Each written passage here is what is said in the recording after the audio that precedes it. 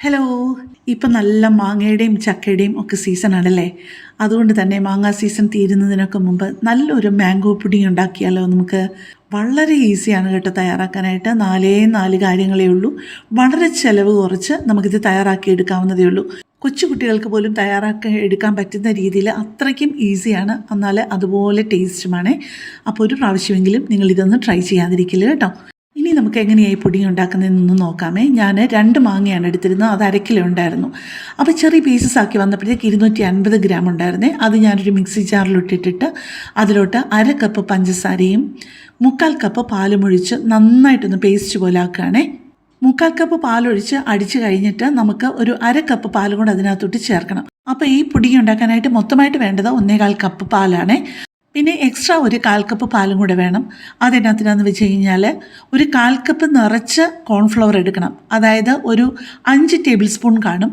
5 table spoon cornflour എടുത്തിട്ട് ഈ 1/4 cup പാലും കൂടെ ഒഴിച്ചിട്ട് ഇച്ചിരി പോലും കട്ടയില്ലാതെ നന്നായിട്ടൊന്ന് കലക്കി വെക്കണേ. ഇനിയിപ്പം നമുക്ക് ക്ലീൻ ആയിട്ടുള്ളൊരു പാത്രം വേണം ഈ പുഡിംഗ് ഒന്ന് കുറുക്കിയെടുക്കാനായിട്ട്. അതായത് വലിയ മസാലകളും ഒക്കെ ചേർന്നതാണെന്നുണ്ടെങ്കിൽ ആ പാത്രത്തിനൊരു മണം ഉണ്ടാവുമല്ലോ, അത് നന്നായിട്ട് കളഞ്ഞിട്ട് വേണം. പിന്നെ നിങ്ങൾ ഏറ്റവും ശ്രദ്ധിക്കേണ്ടത്, ഇത് തുടക്കം തൊട്ട് അവസാനം വരെ കണ്ടിന്യൂസ് ആയിട്ട് ഇളക്കിക്കൊണ്ടിരിക്കണം. മീഡിയം ഫ്ലെയിമിലും ലോ ഫ്ലെയിമിലും മാത്രമേ ഇത് തയ്യാറാക്കി എടുക്കുകയും ചെയ്യാവുള്ളേ. കൈയെടുക്കാതെ നന്നായിട്ട് ഇളക്കിക്കൊണ്ടിരിക്കണം. കൈ എടുക്കേണ്ടി വന്നാൽ നിങ്ങൾ ആ ഫ്ലെയിം ഓഫ് ആക്കിയിട്ടേ മാറുകയും ചെയ്യാവുള്ളേ. അപ്പം ഞാൻ പെട്ടെന്നൊരു കാര്യം പറഞ്ഞോട്ടെ. എൻ്റെ ഈ ചാനലും എൻ്റെ ഈ വീഡിയോയും ഒക്കെ ആദ്യമായിട്ട് കാണുന്ന ആരെങ്കിലുമൊക്കെ ആണെങ്കിൽ എൻ്റെ ചാനലിൽ ഒരുപാട് വ്യത്യസ്തമായിട്ടുള്ള റെസിപ്പികളുണ്ട്. നിങ്ങൾക്ക് അതൊക്കെ പ്രയോജനം ചെയ്യുമെന്ന് തോന്നുന്നുണ്ടെങ്കിൽ എൻ്റെ ചാനലൊന്ന് സബ്സ്ക്രൈബ് ചെയ്യാനും ലൈക്ക് ചെയ്യാനും കമൻറ്റ് ചെയ്യാനും ഷെയർ ചെയ്യാനും അതുപോലെ ഇപ്പോൾ ഹൈപ്പ് ചെയ്യാനുള്ള ഓപ്ഷനുണ്ട്. അതുകൊണ്ട് ചെയ്ത് കഴിഞ്ഞാൽ ഒരുപാട് സന്തോഷം കേട്ടോ.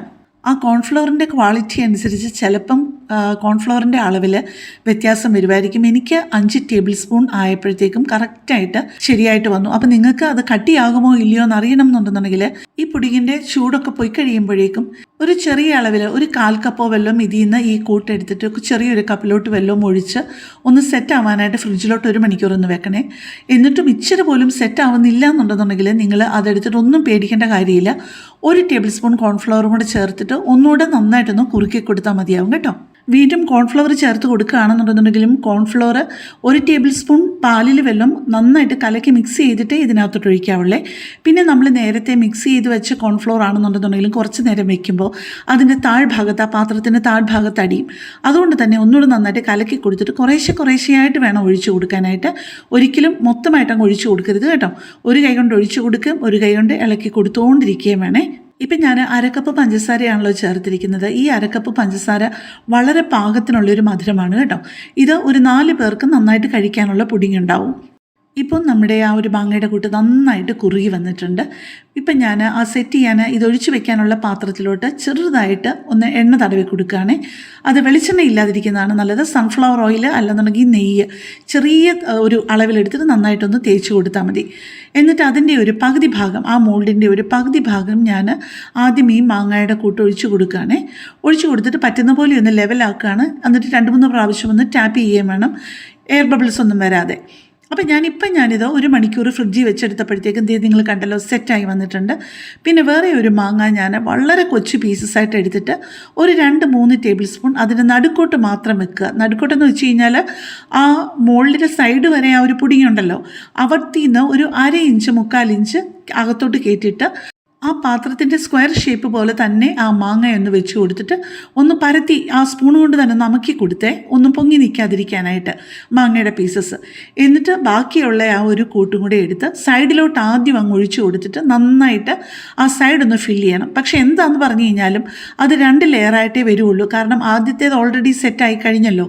അതുകൊണ്ട് പിന്നെ അതിൻ്റെ മുകളിൽ ഒഴിച്ച് സെറ്റാക്കുമ്പോഴത്തേക്ക് ചെറിയൊരു ലൈൻ അതിൻ്റെ ഇടയിൽ കാണും. എന്നാലും ഇങ്ങനെ ചെയ്യുമ്പോൾ ഉള്ളൊരു ഗുണം എന്താണെന്ന് വെച്ച് കഴിഞ്ഞാൽ ഇടയ്ക്ക് ഒരു ലെയറും കൂടെ നമുക്ക് മാങ്ങയുടെ പീസസ് കഴിക്കാൻ കിട്ടുമല്ലോ, അത് കുറേ കൂടെ നല്ലതല്ലേ. ഇപ്പം ഞാൻ ഒരു 3-4 മണിക്കൂർ ഫ്രിഡ്ജിൽ വെച്ചൊന്ന് സെറ്റാക്കിയിട്ടുണ്ട്. ഇനിയിപ്പോൾ കുറച്ച് മാങ്ങയുടെ പീസസും കൊണ്ടുണ്ട്. ഇത് കുറച്ചുകൂടെ വലിപ്പത്തിലൊന്ന് മുറിച്ചതാണ്. എന്നിട്ട് അതിൻ്റെ മുകളിലും അതിൻ്റെ സൈഡിലുമൊക്കെ വെച്ച് 2-3 പുതിന ഇലയും ഒക്കെ വെച്ച് നമുക്കൊന്ന് ഡെക്കറേറ്റ് ചെയ്യാം. നമ്മൾ തയ്യാറാക്കുന്ന ഭക്ഷണം എത്ര ടേസ്റ്റ് ഉള്ളതാണെന്ന് പറഞ്ഞു കഴിഞ്ഞാലും കുറച്ചുകൂടെ ഭംഗിയായിട്ടൊക്കെ ഒന്ന് ഡെക്കറേറ്റ് ചെയ്ത് ഒക്കെ ഒന്ന് സെർവ് ചെയ്യുമ്പം നമുക്ക് മനസ്സിന് കുറച്ചുകൂടി ഒരു തൃപ്തിയാണ്, കാണുന്നവർക്കും സന്തോഷമാണ്. ഇപ്പോൾ ദേ കണ്ടില്ലേ, കാണാനും കഴിക്കാനും ഒരുപോലെ നല്ലൊരു പുഡിങ്ങാണ്. അപ്പോൾ നിങ്ങളിത് ഒറ്റ പ്രാവശ്യമെങ്കിലും ട്രൈ ചെയ്യാതിരിക്കില്ല കേട്ടോ. വളരെ കുറച്ച് ചേരുവകളല്ലേ ഉള്ളൂ. ഇനി നിങ്ങളെ ഇതൊന്ന് ഞാൻ സ്കൂപ്പ് ചെയ്ത് ചെറുതായിട്ടൊന്ന് കാണിക്കാം. അത് നമ്മൾ ചെറിയൊരു സ്പൂൺ കൊണ്ടൊക്കെ ഇങ്ങനെ എടുക്കുമ്പോഴത്തേക്ക് രണ്ടായിട്ട് ഇങ്ങനെ അങ്ങ് മുറിഞ്ഞു പോകും. കാരണം 2 പ്രാവശ്യമായിട്ടല്ലേ അത് നമ്മൾ സെറ്റ് ചെയ്തത്. പക്ഷേ നമുക്ക് മുറിച്ചെടുക്കാനാണെന്നുണ്ടെന്നുണ്ടെങ്കിൽ അത് വലിയൊരു പീസായിട്ട് തന്നെ വരും. പക്ഷേ ചെറിയൊരു പാട് കാണുമെന്നുള്ളതേ ഉള്ളൂ.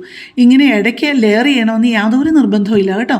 നിങ്ങൾക്ക് വേണമെന്നുണ്ടെങ്കിൽ എളുപ്പത്തിന് ഒറ്റ പ്രാവശ്യമായിട്ട് അതൊഴിച്ച് അങ്ങ് സെറ്റ് ചെയ്തെടുക്കാവുന്നതേ ഉള്ളൂ. ദേ കണ്ടല്ലോ, അങ്ങനെ മുറിച്ചെടുക്കുമ്പോഴത്തേക്ക് നമുക്കിങ്ങനെ ഒറ്റ പീസായിട്ട് തന്നെ കിട്ടും. അപ്പോൾ എല്ലാവരും ഇതൊന്ന് ട്രൈ ചെയ്തിട്ട് എന്നെ ഒന്ന് ഇഷ്ടപ്പെട്ടൊന്ന് അറിയിക്കുകയും കൂടി ചെയ്താൽ ഒരുപാട് സന്തോഷം. അപ്പോൾ കൂടുതൽ നല്ലൊരു വീഡിയോ ആയിട്ട് നമുക്ക് പിന്നെ കാണാം. താങ്ക്